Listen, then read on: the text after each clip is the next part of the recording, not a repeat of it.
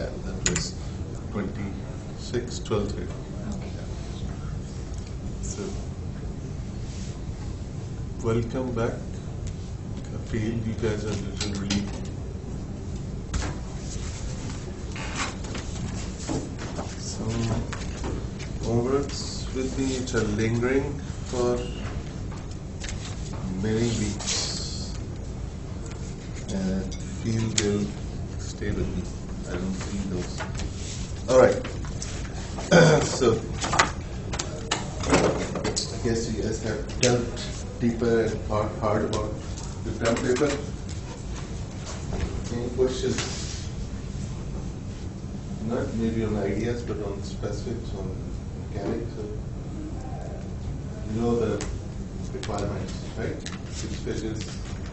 First page, which can be standalone, maybe just an abstract, or mostly abstract, and then you can start. So that will something I would like to circulate between the class. It will be first in, first out. So if you are the first one to turn in, I'll schedule you first in, last out. I'll schedule you to be the last one to present. So we'll have a little more time to prepare. So apart from that, I have no preference of how do I schedule you guys. So I've opened the assignment on Blackboard, and I'll be uploading a rubric today. You guys know what's a rubric? Nobody knows what's a rubric. What's a rubric? It says like what kind of like what grade goes with what kind of a paper, or what you include. Right. So what would be the specific metrics that I will define to gauge the quality of the paper? So formatting will be one, innovation would be one, clarity of, so these are some, we break down those grading criteria with some specific sort of quality that will be used to gauge it.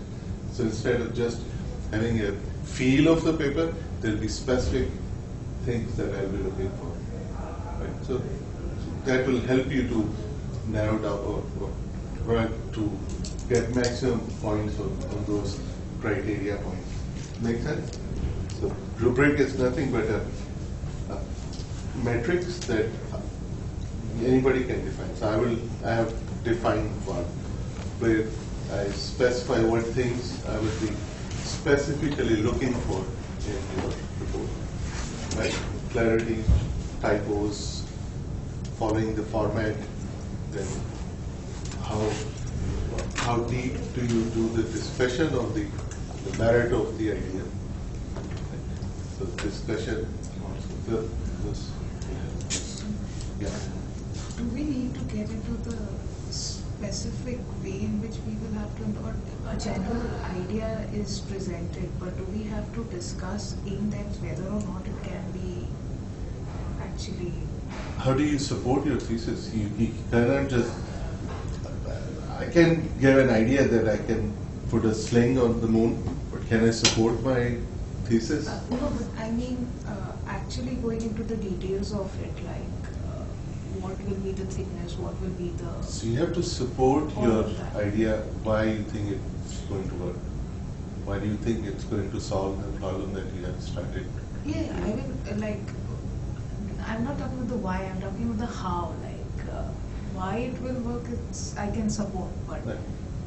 how I will implement it, do I need to go into the details Of course, that's what we are looking for. So you can't just, unless you give or spend some time on how would you be able to convince somebody that it's going to work. Right?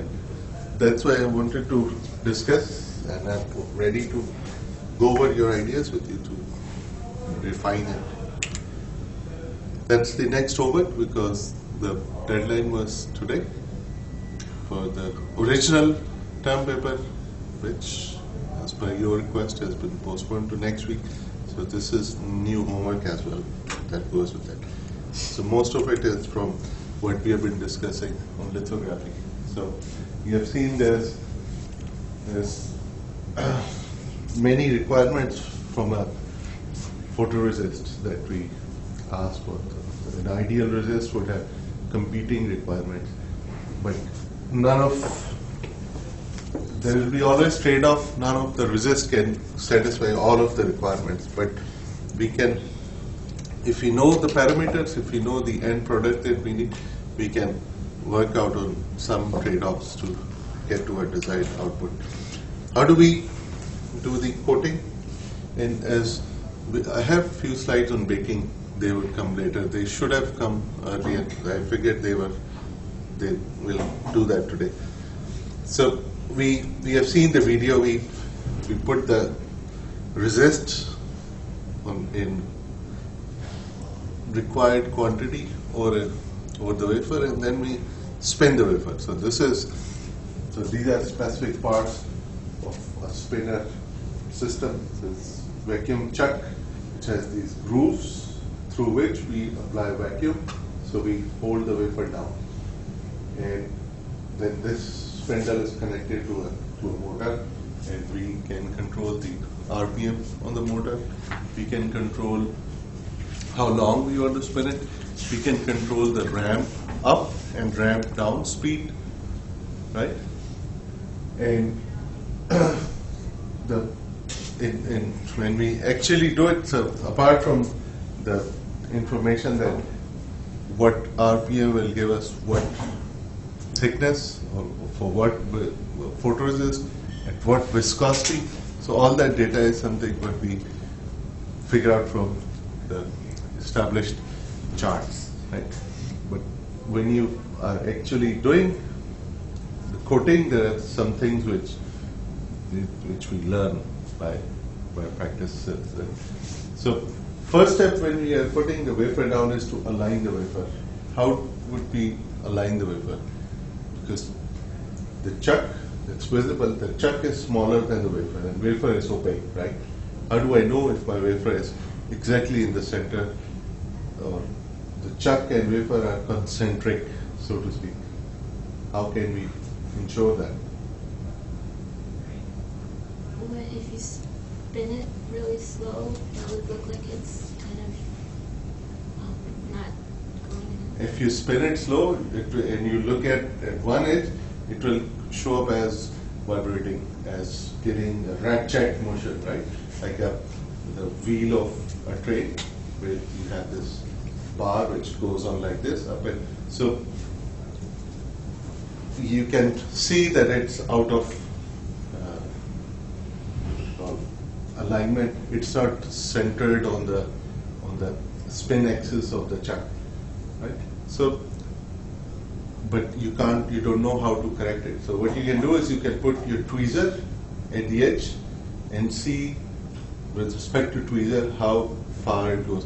And once it goes all the way away, you can stop the chuck. And there's the motor is controlled with a foot switch.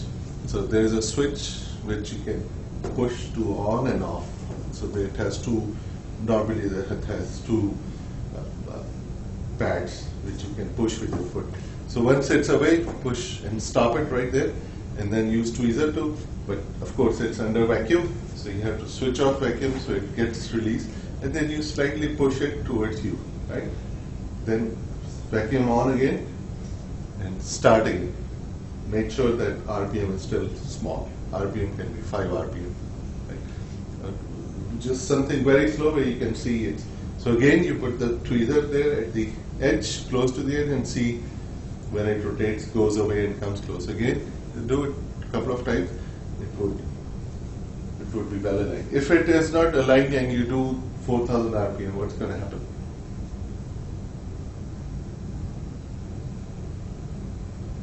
If your wafer is not aligned, think about it. Just be creative. What can happen? It will fly off. It will fly off because the mass will be uneven and spindle will be now shaking, right, in different axes instead of just being straight. And then you are adding extra weight on top, which is your resist, so wafer will just fly off. That's, and you don't want it flying off, not just because that's your hard work on there, but this is dangerous. It's like a glass flying off, and when it hits something, it's gonna turn into small pieces. It's gonna be really difficult for a doctor to take the pieces out of your body. I'm just making it up. So we have to align it, then adjusting the RPM, the ramp up speed is important. Ramping down is not as important, but ramping up, because if you ramp it up too fast, you will let the whole resist fly off before you get to that rate. But maybe you want that. So we have to know what should be the ramp up speed, how quickly it should go from 0 to 4,000, right? Like they have for cars, and go to 0 to 60 in 5 seconds. Like my old car, it go from 0 to 60 in maybe 2 minutes. So it's a slow process, but it's important because once we put the resistor, there's this puddle, and now if we ramp up too fast, much of it may just fly off without making this coating, making this layer all over the wafer. Right? If you do it too slow, you'll end up with a thicker resist. Maybe you want it, maybe we don't. So, and that also results into uniformity, changes in uniformity. We want it to be fairly uniform. With less than 1 nanometer for a 250 nanometer lithography. So if my end goal is to have a resist 250 nanometer, I don't want it to vary more than 1 nanometer. Now if we brush up some knowledge before that we had from before the break, what would happen if we have variation in resist? What's the big deal if I have variation in resist? What all processes can get screwed up and how? Patterning? Why? If there is a thicker resist, you will get a lighter definition. If there is a thinner resist, it will get So darker. you won't get the whole thickness exposed. Yeah. Right? So that's one thing. Even if you get the whole thickness exposed, you have much more internal reflection in one case than the other. Right? So you might end up with the wider lines than other places. Suppose we get it, we don't care about line width, right? What can happen to the subsequent processes? Misalignment between us. It can be misalignment, right? It can be because of my resist is thick at some places and thinner at some places. I might get line which is wide and which is misaligned from out of tolerance than the structure that is below. Suppose if I'm doing etching, my resist will withstand up to a certain etch depth. One place which is thicker, it may finish during that etch at a thinner place, right? So my etch will fail. Right? So we want it to be fairly uniform. So this list goes on. In any process, you can think about it. If you are using it as a pattern, then what can be issues? If you are using it as a protective layer, then what can be issues that can happen? If you're doing implantation and you have thinner resist at some place and a thicker resist, then remember that straggle. So you might end up doping those parts where you have thinner resist, right? Where actually you want that resist to protect from implantation. So it's all these things can happen if your variation is bad. But now we have discussed this before that we have different topography, different surfaces. What happens there? Because now you have features which are at different height. So in that case, then you want to use a thicker resist, but you want to make sure that the edges are completely covered, right? And we want to use as small of resist as we can by tailoring these numbers. how do we do that? So there is 3 steps. We dispense the resist on a wafer, slowly moving wafer for a couple of seconds, and then we ramp up to the actual spin speed that we have to get it. And if we do it too fast, wafer can break. If we do it too slow, we might get too much variations.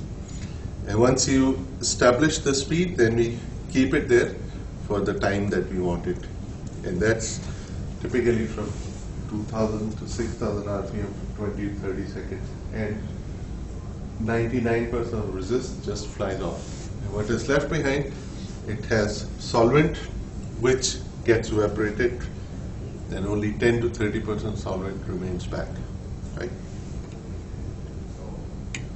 And this is something which, by experience, you'll see that edge has slightly thicker resist, and it's called edge bead, and it has to be removed to make it the same thickness like the rest. So it's an artifact of the process. So I think we have seen this before, that if you have spin speed and the concentration of the, what was that? Feedback resistor. I think this is the concentration of the solvent in there. So that thickness would change as your spin speed goes up. Right? So we will know what resist we have, how viscous is it, and we will do our process accordingly. On top of that, what would be an important factor apart from the viscosity and time of spinning? Guys, what do we have? What do we need to make resist stick to the surface? Adhesion, right? So we have to make sure the ambient conditions are good for adhesion. What are the ambient conditions? No water vapor. Water vapor? Of course, no water vapor. And so what are ambient conditions? What do we mean by ambient? High Temperature and humidity. So those are ambient. So the room should be maintained in that temperature and humidity. If you are out of that, you don't get any of this. Right? So these charts are valid if you have the required ambient conditions for the process to occur. And of course, pre-bake to get rid of any water content from the wafer. There are 3 types of coating methods which are just slightly differ from each other, but they can give us different outcomes in terms of throughput, in terms of variation. Spin coating, spray coating, and electro,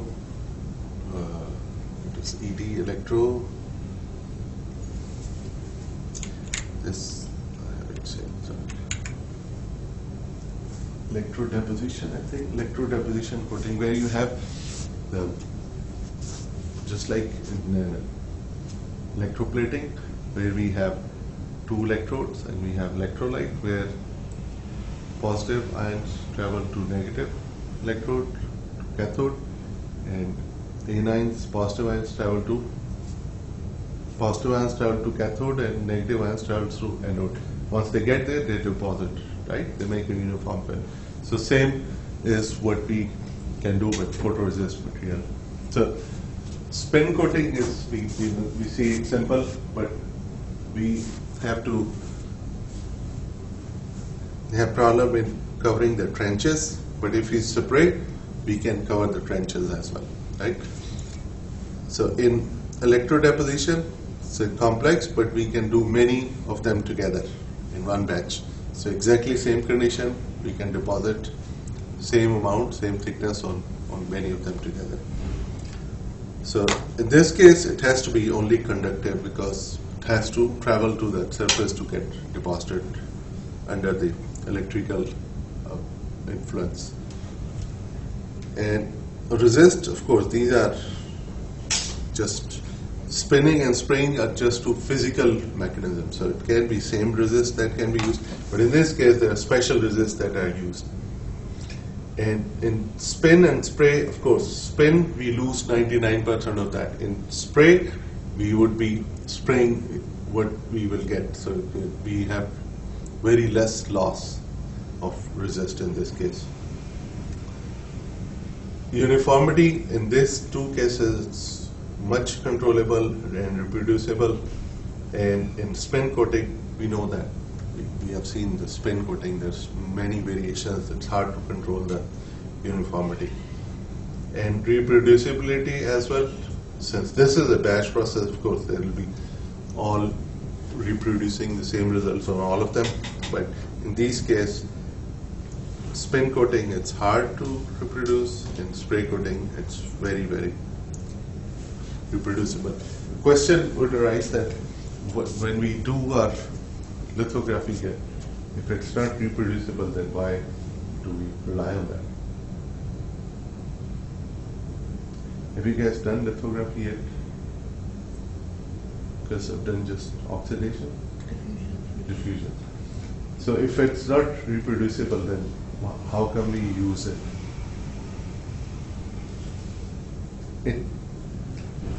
The feature size that we use, they're pretty much reproducible.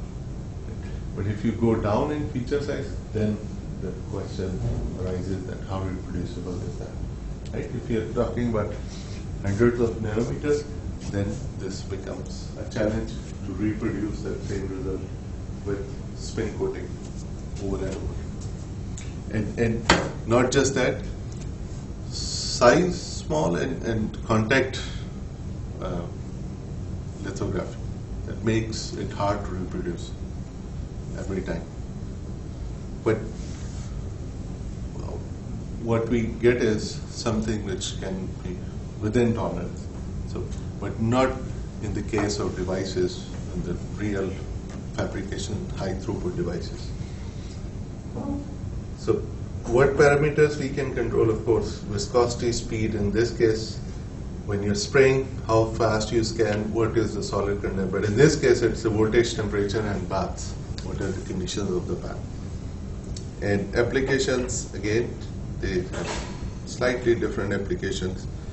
And in this case, you can do the transfer to the bottom of cavities. In this case, you can go across the cavities and in the cavities. It's done for metal patterning as well as vertical walls, because your deposition is not a physical process, it's electro deposition, so they have to travel and they can coat the side walls of vertical stuff. So this can, it's more preferred for high aspect ratio features. So after spinning, we heat it to low temperature. The idea is to get rid of most of the solvent, but we don't get rid of all solvent because we need solvent to remain during for the development, when we get to the development stage. We improve adhesion by relieving stress. We reduce any tackiness. So tackiness is something which we probably know from experience, that if you spin a viscous solution on a surface and there are some particles somewhere, you'll get wavy features coming out of that from center towards the periphery. Something like this.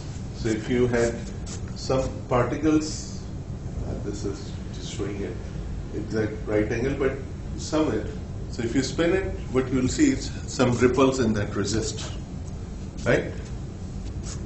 Going away from the center, but centered at that particle very right. So by heating, we get rid of that those ripples.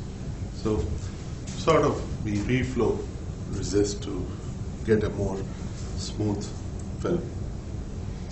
And we reduce the thickness by further 10 to 20% because we get rid of solvent.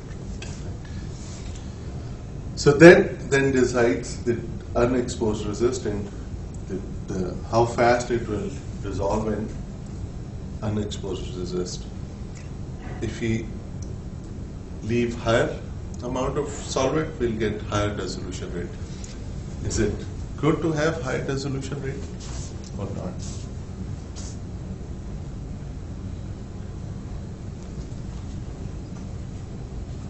Yeah, all seem to be still on spring break. Is it? Okay. Think of it. I have this pool of, what do you call it? Expose and then develop. I have this pool of developer and I put my wafer in there. I want this development to occur fast, I want it to go slow. Fast? I think fast. We all want to get. There's a couple of issues that we face in development called overdevelopment or underdevelopment. Right? So overdevelopment would be when they would be developing where they're supposed to, and then they start developing the parts they are supposed to stay. Underdevelopment when they don't develop the whole thickness. Reasons for both of the cases are different. Overdevelopment would be if we expose them to highly concentrated development for longer time, like fast development rate. Underdevelopment would be if my exposure has not reached all the way, right? So you may leave it you may have to leave it for longer time to get the whole thing developed, but then your exposed areas will also get developed. So we want the development rate to be not too fast, because then we can't control how long we want to develop, how much should be the development.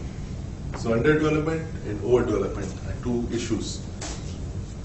Once you do a lithography process, how can you find out if your development is about right?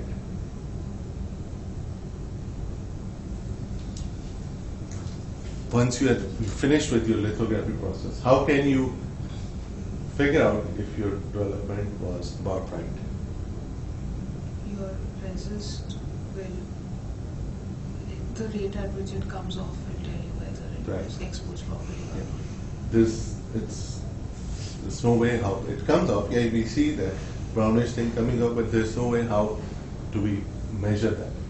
The best way is to look at your mask. Maybe you don't have to because you have designed yourself, so you would know what feature should be what size. And look at your developed feature, measure them. If your feature was 50 micron, a window with 50 by 50 micron, and what you get is 60 by 60 micron, something is wrong.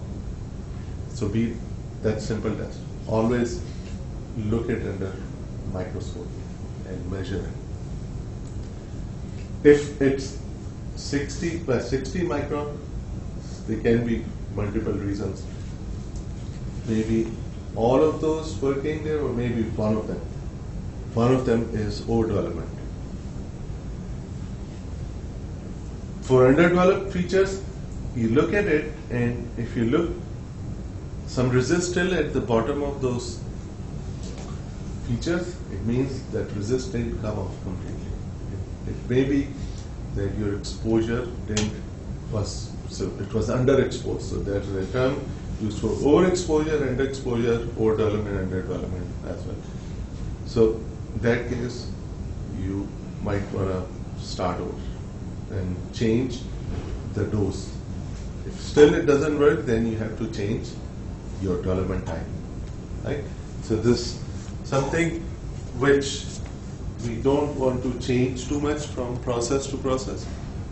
Right? We don't want to change how long we soft bake and at what temperature? We try to stick to a temperature, 90 degrees maybe, stick to maybe 3 minutes or 5 minutes, whatever you do. Because if you change this time, then it's hard to figure out if it's the exposure or it's the developer which is causing failure. Does it make sense? So lithography is becoming complex day by day. It seemed just using a plate and shining light and you're done. So this is just the resist side. We'll look at the optical side in the next one. So if it's underbaked, it will lose selectivity in the developer, what we call underdeveloped, right? So it's not going to develop that part. Even if it is exposed, but it will not be able to dissolve if we haven't done soft bake within this range, right? So this is a simple chart which tells us that what is the requirement on the dose and what should be our soft bake. If we do it too much, then we will make it less sensitive to the exposure. Does it make sense? Both. In that case, then even after doing our exposure, nothing will get developed because nothing got exposed.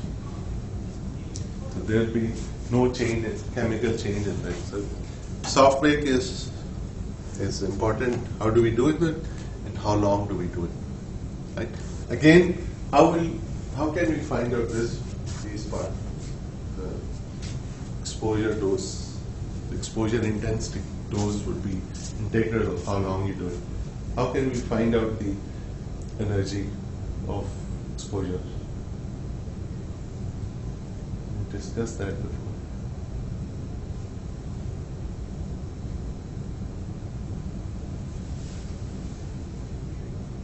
What are units of light?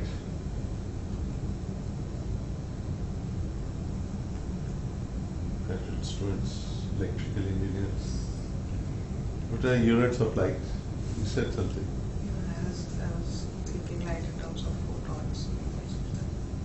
What are units of light? No, it's not the unit of light. Have you guys ever heard of lumens or cadence? Right? So that's the unit of light intensity, right? In this case, we are looking at UV, the energy that we can impart with you. How do we measure that? Where do we measure it from?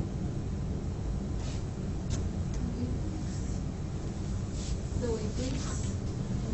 The wavelength. So you have the system, you have a lamp, and you have a set wavelength in there.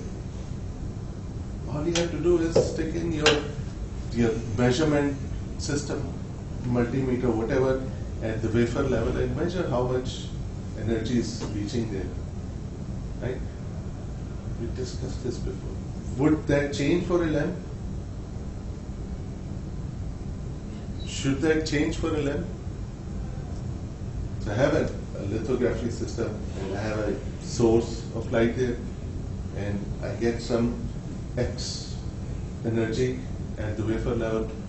Do I have to measure it after 2 weeks again? Yes. Why? Because of aging. Aging. The lamp ages, the goes down. So we have to. So normally the maintainers of the equipment, they do that. They can tell you what is the energy you're getting, and that should tell you how much soft bake you have to do or not. Right? So if you are getting 50 millijoule per centimeter square, should you do just 85 Celsius? You will be doing under soft bake, and what will happen with that? You will lose selectivity in dissolver. What does that mean? Losing selectivity. Probably should start discussing where did we go in summer in this spring break. That will be more interesting than lecture. what does it mean when we say we lose selectivity? It can't distinguish between It- exposed and unexposed. Exactly. What will happen if it doesn't have selectivity? It will develop everything or nothing. It may develop everything, may not develop everything, right? So yeah, it's gonna get the whole resist off of the system. So you have to know your system, and you have to So generally on a lithography system, they have a meter which tells you the number of hours on the lamp. So it keeps on moving as long as the lamp is on. So that those number of hours can tell you if the lamp is old, then what should you expect? How long do you have to wait once you switch on the lamp? That period? Exposure? When you switch on, it takes a while to reach its intensity, right? No, these lamps they come on really quick. And okay, the way it works is when you do your exposure, you push the button, and there's a way how you do that. You yell that I'm going to expose, so everybody should save their wafers and what they have resist open. And once you push the button, the lamp turns on, and then it travels on top of your mask and wafer, and then stays there. Then the shutter goes off, stays there for the time you have set. Shutter that switches off, and then it goes back.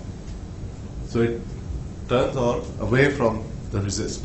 Now once it comes, there's shutter which goes away and exposes the wafer. So it's not like a tube light that takes a while to No. wind up. Those these UV lamps are simple lamps that turn on really quick.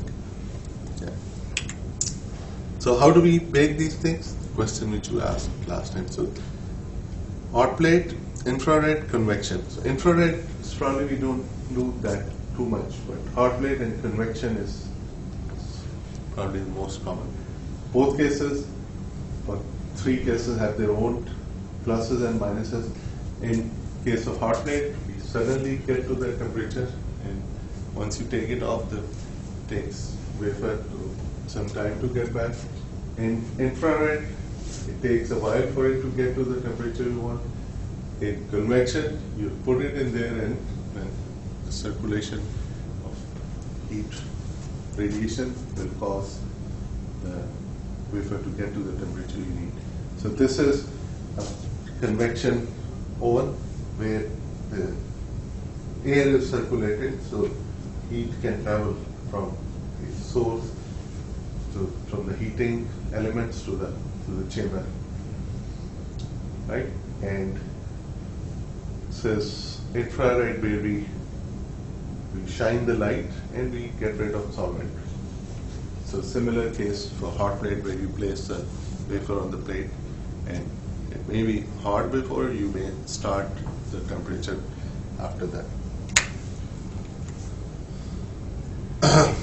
So we change the degree of exposure by changing the energy on the resist. So there are other things that we need to do. We need to focus the light on the surface of the substrate. What happens if you don't focus it on the surface of the wafer?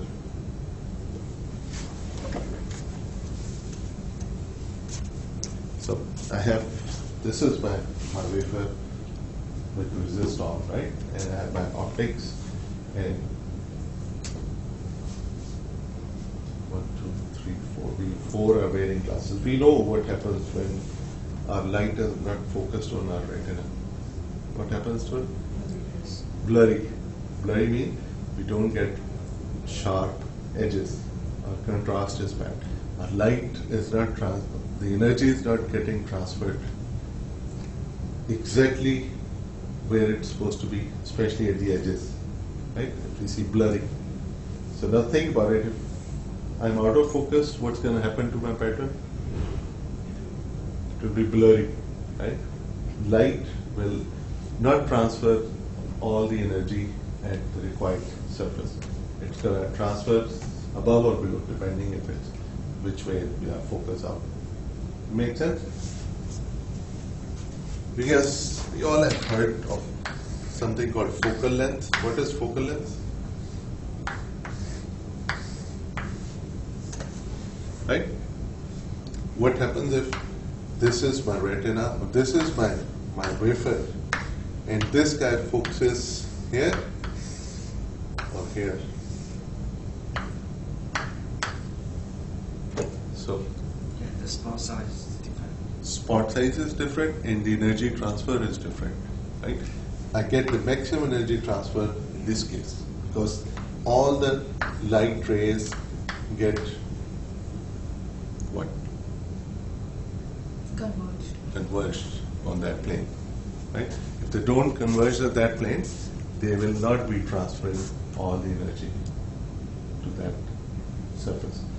And now if I have some place where there's no light supposed to reach, but because this is out of focus, there will be still light reaching there away from my pattern.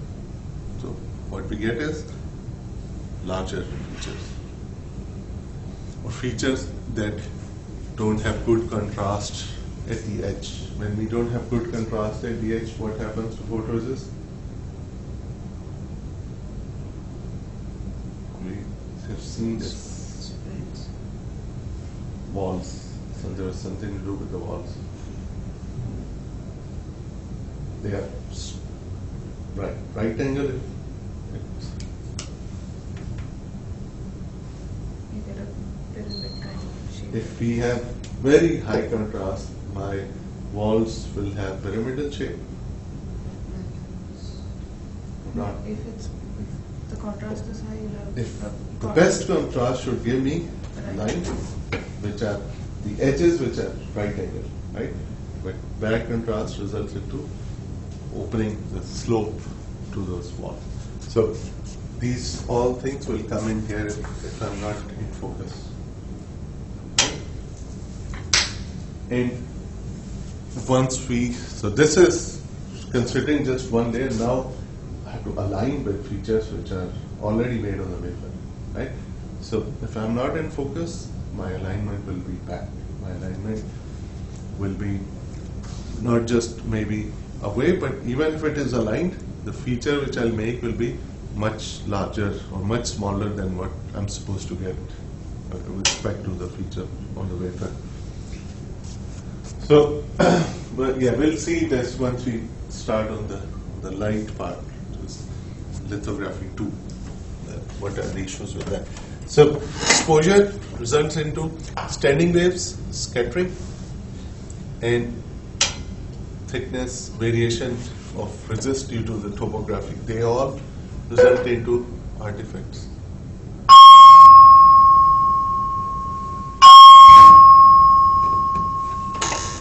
Your attention, please. The electrical power has been restored to the campus. Oh, there was light outage here today.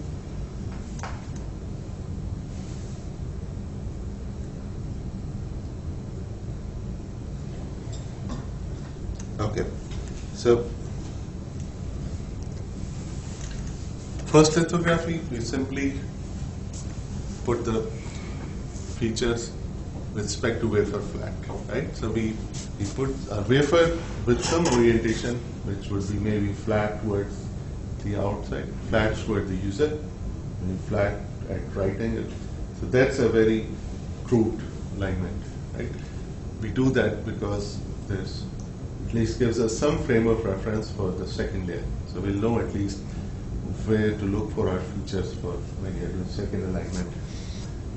And in second level, we then look for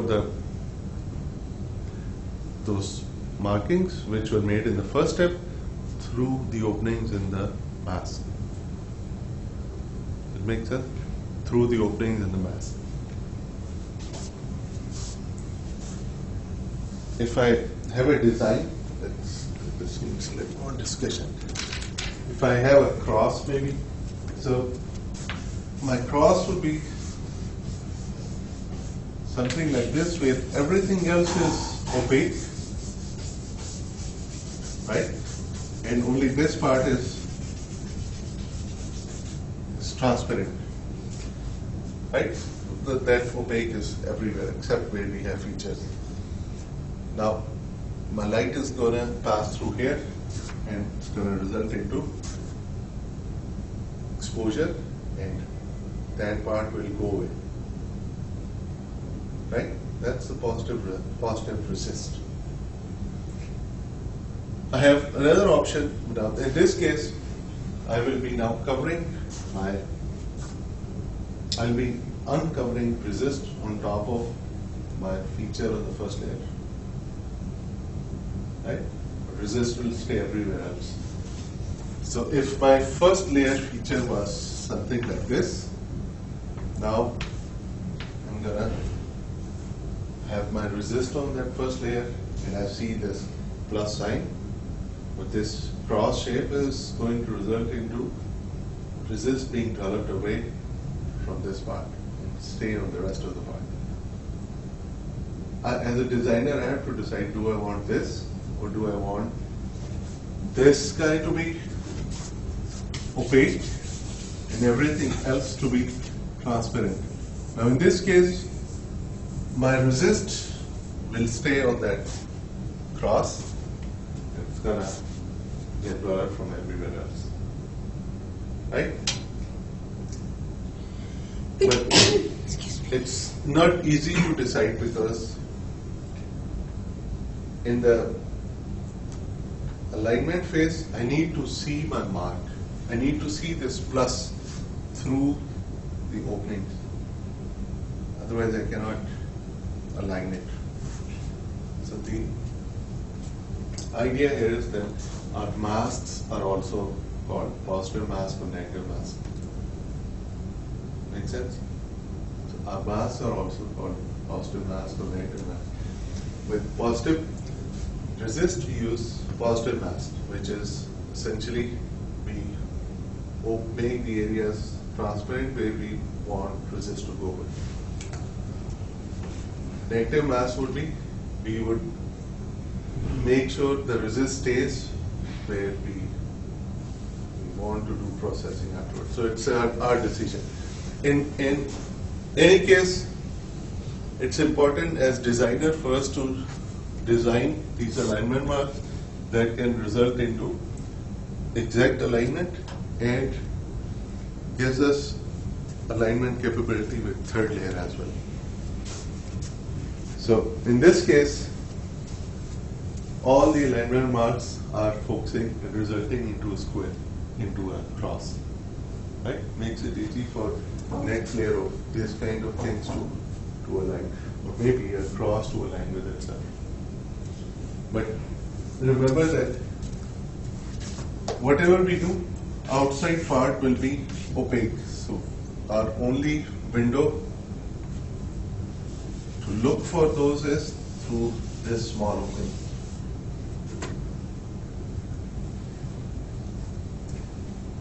Why I'm emphasizing? Because it's not easy to do.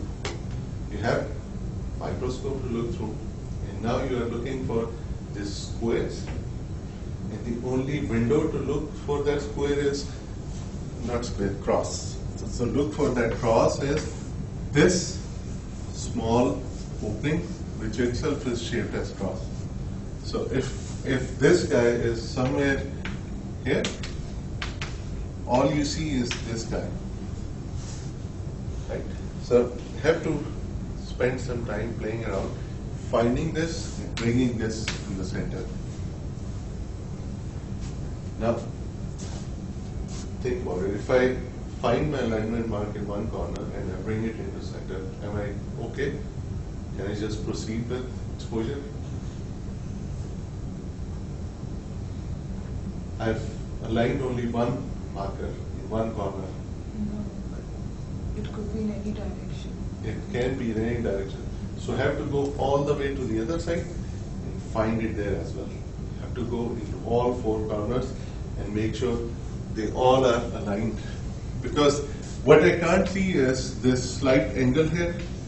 It's hard to see with just bare eye. But once you go from one corner to the other corner, then you see that this guy may be way off from the survey. So you have to then adjust what you call theta of the waveform. For that, you have to have two eyepieces which are independent of each other. So one eyepiece should be looking at the extreme right, the other one should be looking at the extreme left. Then you, while looking at both edges of the wafer, we have to align it. And then we move up, look at few alignment marks there, go down. Would the diagonals be accurate then?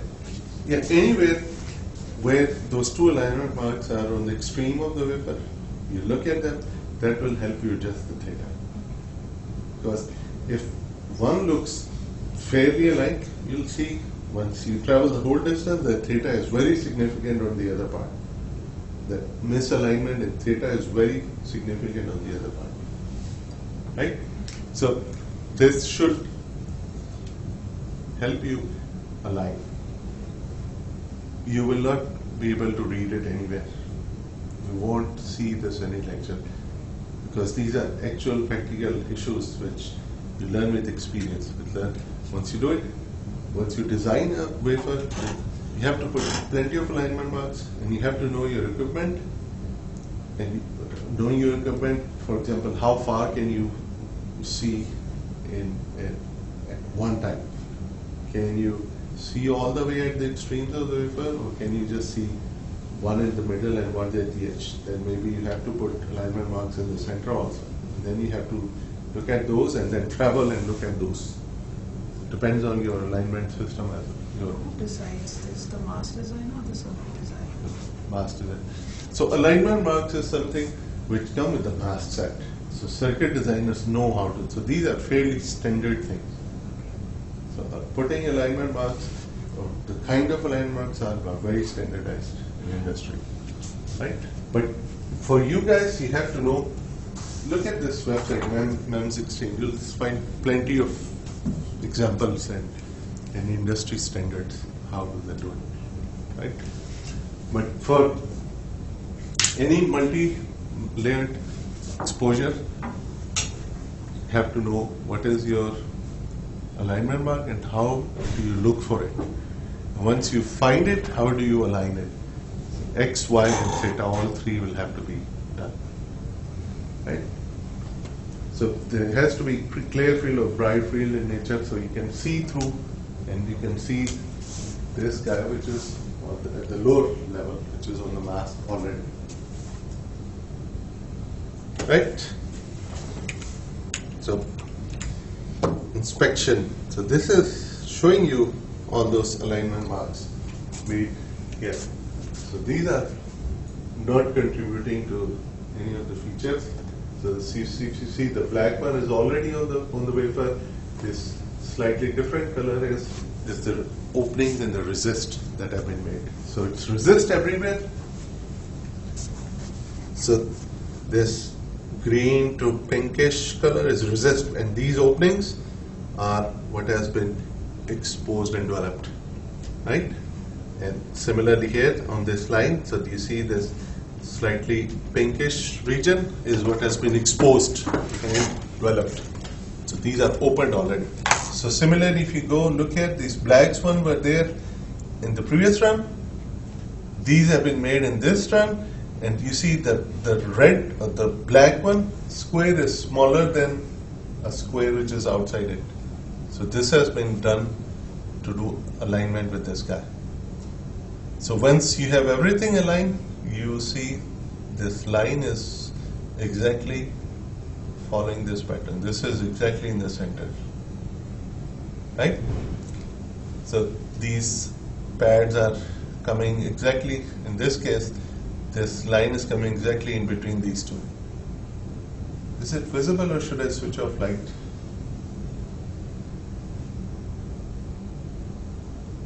Yes, I'm not ready even to answer that question. Should I switch off light or is it okay?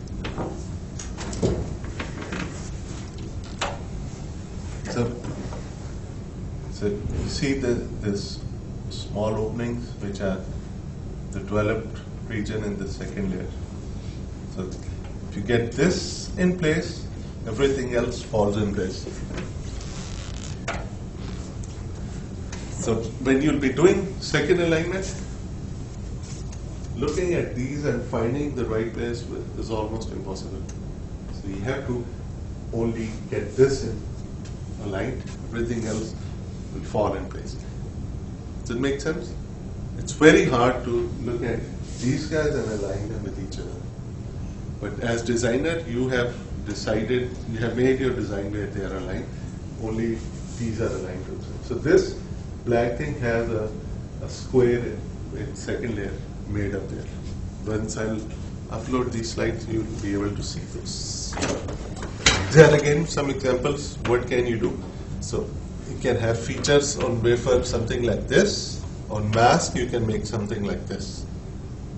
So once you align it, you should be able to see something like this, right? So these are all different examples. So this is coming as rectangle, covering a rectangle. And once you do the lithography and do your process, you get this guy, which is now alignable with the third layer, right? This is something which I have done. So here we had this, so made it at different levels. So I had put numbers also there. So if you see this black guy, right, which was at the first or second level, so just because I had these aligned and here this aligned, I have these junctions aligned with these pads, with these hammer pads. I have aligned this black guy which is here. Make sense? This black guy has been aligned with this hammer guy. So this is again shows you the, maybe I've seen you this. So this shows you one alignment. So if it was, of course this is after development, but before development we could see that this was exactly the center in all of those trenches. So this is basically a trench in silicon dioxide. Have we done etching already? Okay, so this is anisotropic etch in silicon, and then you align second layer, and once you do exposure, now this shows the issue of topography, where you see some silicon is protruding outside. It's not silicon, it's silicon dioxide which is protruding outside. May not be good for subsequent process, or maybe it's okay. How we can get over this? Use a resist which is viscous, or get a thicker layer of resist by either using a resist which is meant for thick applications, or using less RPM. But if you do less RPM, then there is more variation of the resist thickness. But you see, it doesn't matter here. All that matters, there's already much variation in there on the sidewall. Baking it for longer won't help. Baking it will make it thinner, will solvent will evaporate. So you don't want it to be thin. You don't want to? You don't want it to be thin. Depends. You might have an application where you just need 250 nanometer. But in this case, this is, yeah, another thing. Okay, first let me address here. So, you may want it thin, but not in this application. If you make it thin, sorry, it's not visible. If you make it thin, then this will be even worse, right? So even with this thickness, you are not getting coverage over the edge, complete coverage over the edge, right? Okay. So if you make it thinner, that will be even worse than this. So that was overflowing into that part. No, this is spin coated. So this is a blower up. This is an angled image of that guy. So this is the slanted wall, which is going like this. So this is the top of the wafer, this is the bottom of that trench, and this is slanted wall at 54.7 degrees. I thought that was flowing into the trench, so you wanted to Yeah, so this is a lithography, a line lithography with a topography. And few things. One, variation in thickness. Second, the topography is not completely being covered. So you can overcome this by using thicker resist if variation of resist is not too important, or using same resist but using very less RPM. Again, there will be much variation in the thickness, right? So yeah, this is and yeah, how do we figure out the thickness? So this says 100 micron, right? So if I put this line and transfer it here, I see probably 150 micron thick, right? But here it's, if I transfer this line here, it's probably maybe less than 100, 75 micron thick. So it's about, variation is 100% variation, it's 75 micron at one place and 150 at another place. So we might live with it, or maybe its coverage is too important for me. We don't worry about variation in that case, right? So in this case, it's very visible. The feature is micron scale. It's large. It's more than 100 micron, right? So thickness doesn't matter too much for us, right?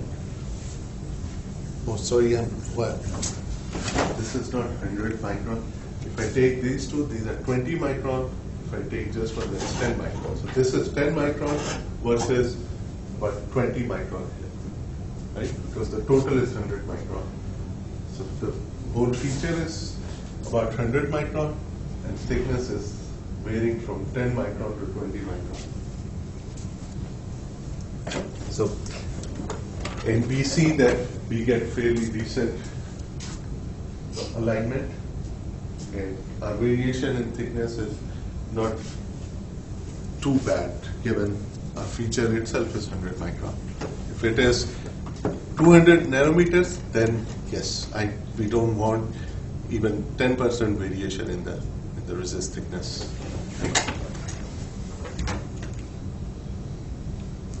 Okay, so dose, we measure it from intensity. So if you know how much energy we are getting at the level of the wafer, then we would know if we expose our wafer to that energy for X seconds, how much dose we will transfer.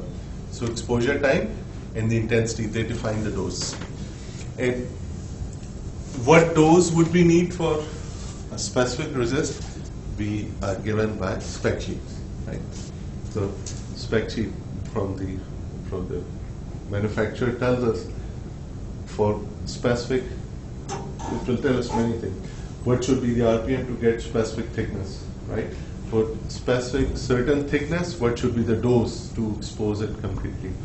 So for that resist, then what kind of developer would we need? What would be the development thickness with respect to concentration of developer? So we can change concentration of developer. We add DI water to dilute it. So these are all given by the manufacturers. And as the lamp ages, the intensity changes, right? So your dose will have to be, your time of exposure maybe will have to be adjusted. In some exposure systems, you will have time as a separate controllable parameter, because you can't control the intensity, right? That's what you are getting.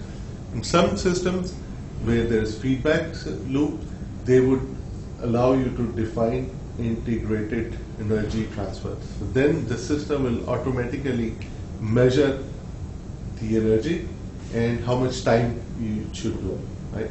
So that's, for some it's, yeah, some prefer one over the other. I would prefer to know my exposure time, right? So I can, because we as researchers, as experimental researcher, we have to do them over and over manually. So I would rather do exactly the same time within short period of the lamp life.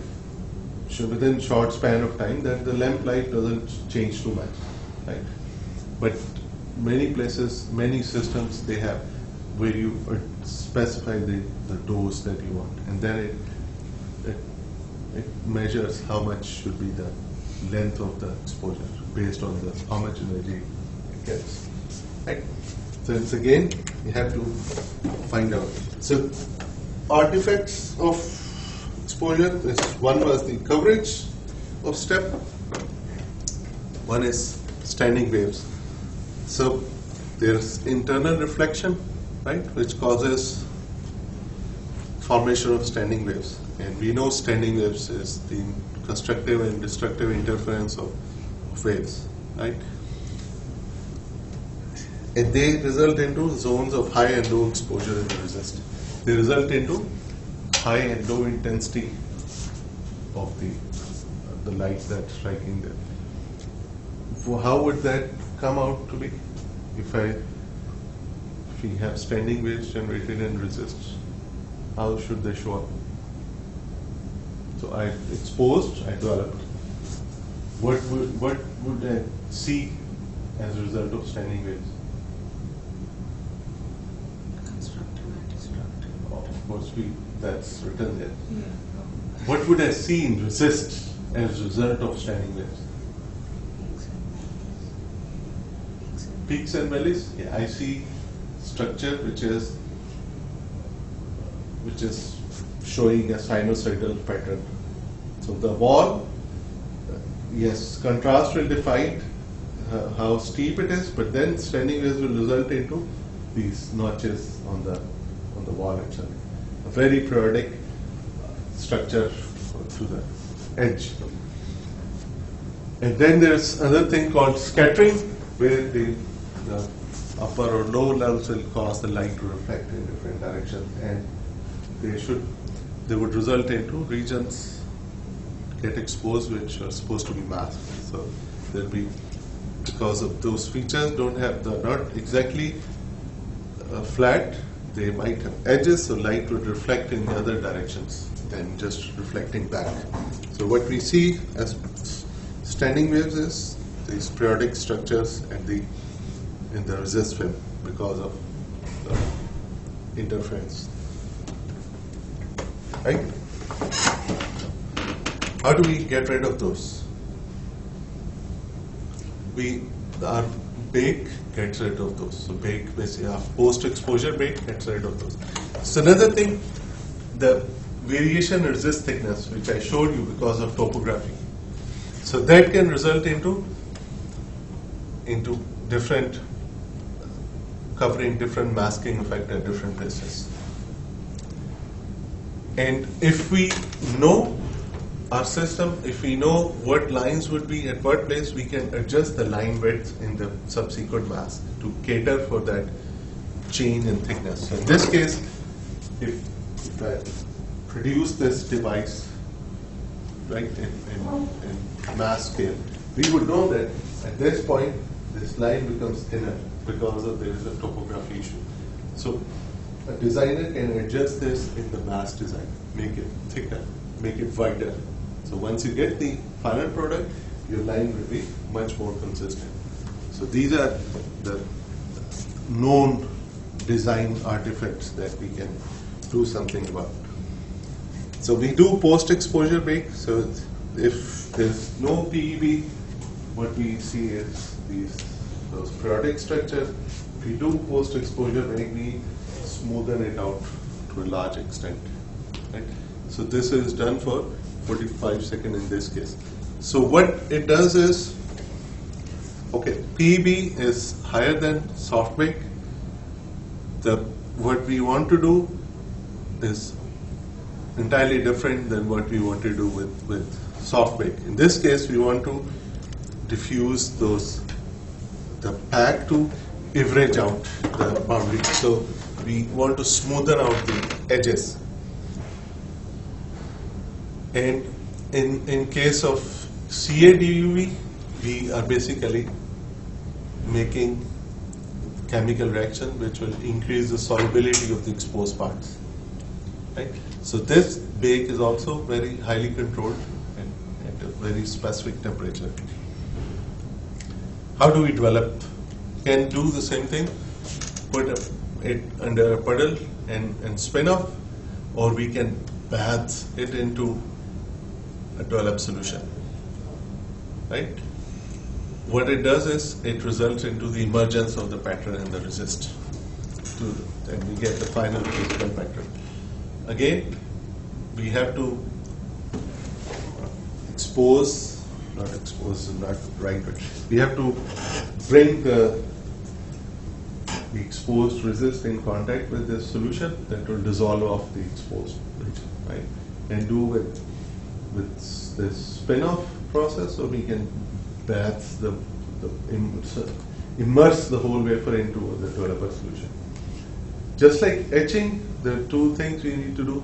We have to get the developer to the portion where the material needs to be dissolved, and we need to remove the products. And so this process is done where we don't leave it to itself. We keep on shaking the solution in the bath, so it can keep on developing the region. And we see that in case of positive resist, we see the brownish thing coming off, dissolving at that part. So at the end, we want to make sure that dimensions are exactly the same. Unexposed parts of resist stay, and they don't have any defects in them. They can have many defects. Lithography can have many defects, physical defects or chemical defects. And due to the exposure to this developer, there's no swelling. Because swelling will change the pattern size. And what we want to do is it in a short period.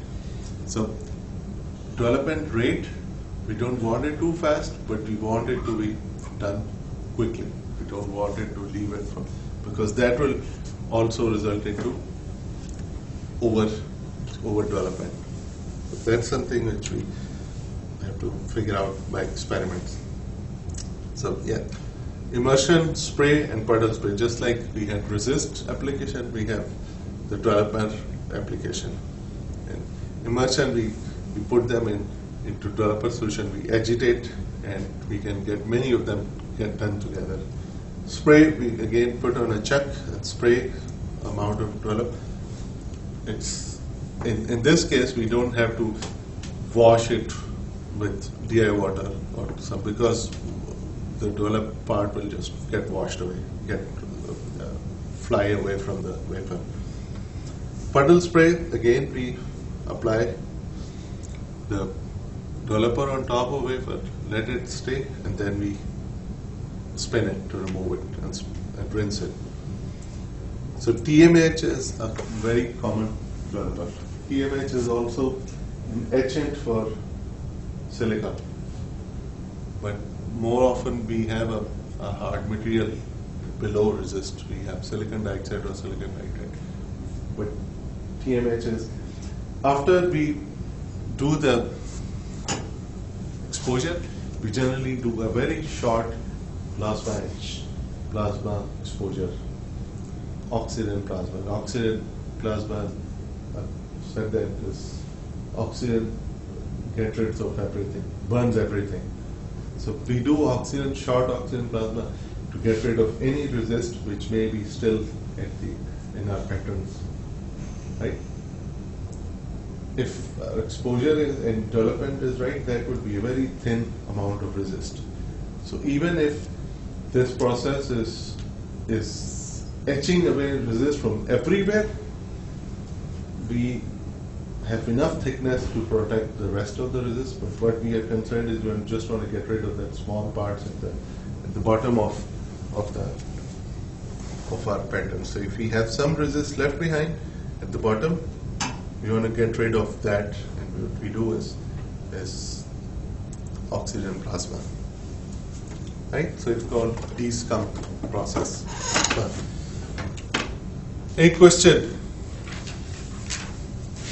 how do we characterize developer step. We dip it for a certain time, we dry it, and we look at the thickness change. So that tells us the rate of development, the rate at which the resist is getting developed and dissolved away. What changes this? Time of exposure, how good was soft weight, what was the thickness of resist, how long we developed, how strong the developer was, and how good were we when we were moving the product away in a dish to develop the whole thing. We always inspect after every step, so using microscope. So in this case, what we are looking for is there shouldn't be any resist left behind, there shouldn't be any defects in the resist, and our alignment is good. Right?